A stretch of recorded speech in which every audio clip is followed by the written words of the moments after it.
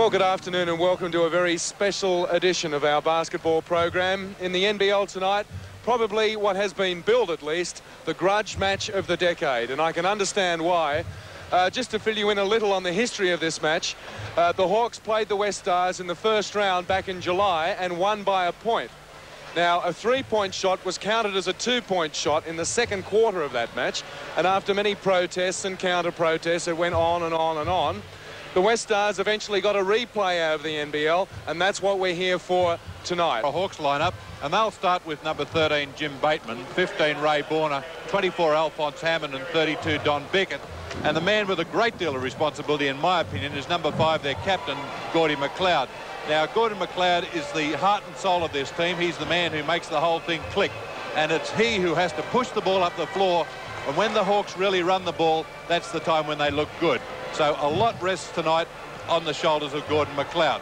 Let's take a look at the West Sydney Westars lineup now. And they'll start with number 9, Vince Kelly, 11, Ray Dawson, 32, Chuck Harmison, and 44, Robert Scrigney, and 33, Damien Keogh. Now, this young man is one of the premier guards in Australia. He'll line up against Gordon McLeod in this one. He's a superb young player, very chunky style, big broad shoulders and good arms on him, about 6'1", so McLeod will be giving away about 4 inches to him. But Damien Keogh was the second string guard on the 1984 Olympic team behind Phil Smythe. Perhaps should have been on the last World Championship side as well, but that's another matter. Well, this big Beaton Park crowd has already worked up to a frenzy for what promises to be a very exciting match. It's the Westars that come down with the ball from the tip-off, and Vince Kelly's got lots of room for the first points, but he's missed it. And Gordy McLeod fighting with Chuck Harmison for the rebound, and that's just the sort of determination the Hawks will need tonight. But I'm afraid I don't fancy Gordy's chances of winning the jump. No, but it's a good sign to see Gordon McLeod on the floor, in after the ball. It's a sign that the Hawks are prepared to send everybody to the boards. That's really what they've got to do right throughout the game. Ray Dawson in the backcourt. Scrigney looking for Kelly underneath. He's the danger man. They're really spreading out the offense to open up the cutters underneath. Vince Kelly, Jim Bateman's got the job to stop Kelly, and the opening shot, or second shot rather, for Jim Kelly. Let's see what they can do about Vince Kelly this time down the court. Bateman will need some help. There's a couple of players they can hang off a bit. This time it's Harmison. He's not one of them, and it's 8-0.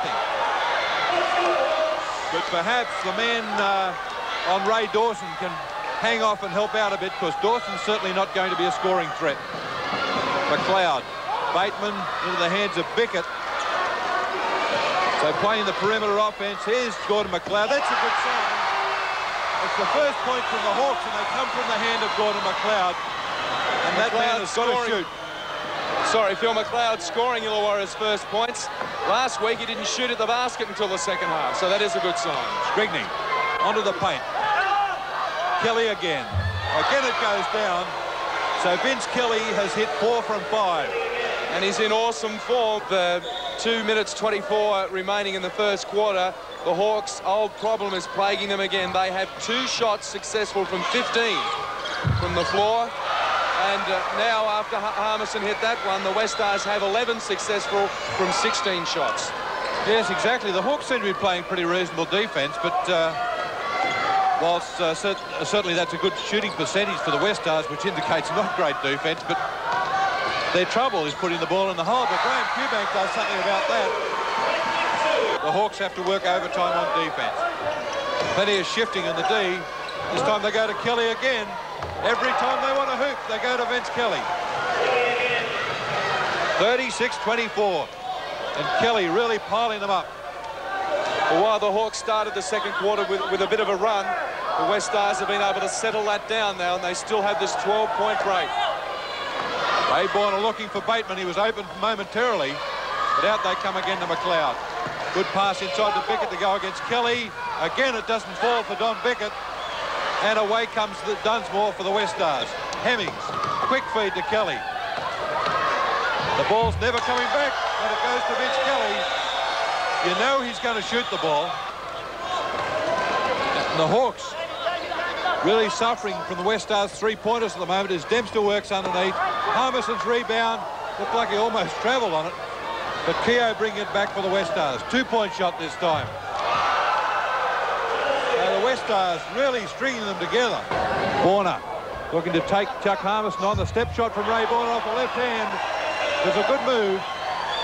And it's 47-38. Of course, Ray Borna and Chuck Harmison are former teammates at the Coburg Club. And losing the ball with a hand from Don Bickett. Bickett on the end of the pass. Got fouled on the way to the hoop. The basket went down. And the foul goes against Robert Scrigney. That'll be his 4th foul. And with their poor shooting, they've really got to force that ball underneath to put these fellows under some defensive pressure. Hammond looking at Borna, but nothing doing underneath. Alphonse Hammond has the shot blocked by Glenn Dunsmore. So let's see if the Hawks can get the ball to Borna underneath and force people like Harmison and Kelly to play some defense. 3-point shot from Jim Bateman.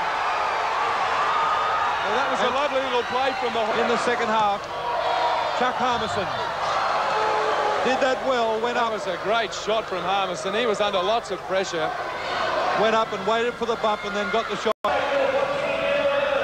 Bickett, who shot so poorly, but certainly worked overtime on defense and rebounding. 3-point shot. The Hawks are in front. They lead by 2. On a 3-point shot from Graham Kipp. And obviously it's vital that the Hawks score at this trip down the court. McLeod to Bateman. Hammond's running the baseline. They're trying to get the ball to him. That's him with the ball. McLeod with the shot. They've got a McLeod. Hands the outside shot to give the Hawks a 3-point cushion. Just on a minute to play. 1 minute to play right now. The Hawks by 3 points. Greg Hemmings to Ray Dawson.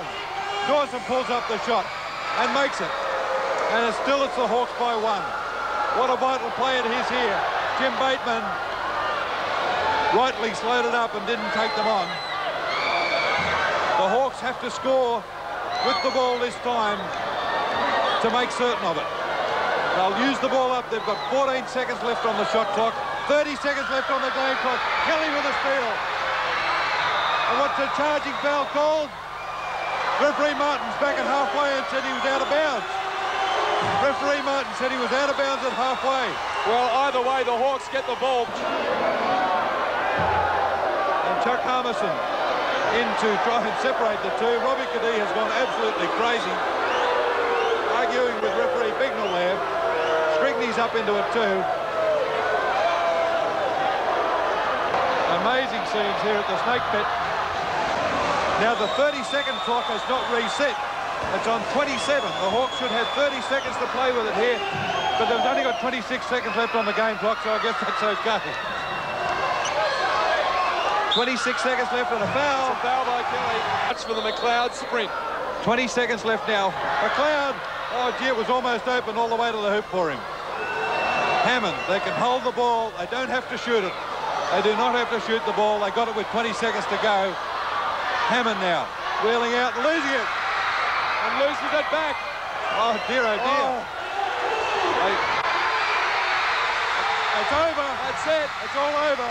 That basket won't count, but it won't matter. Well, what a fairy tale ending. The Hawks have done it again by 1 point. What can you say? Let's just suck in the atmosphere for a while. Isn't it ironical?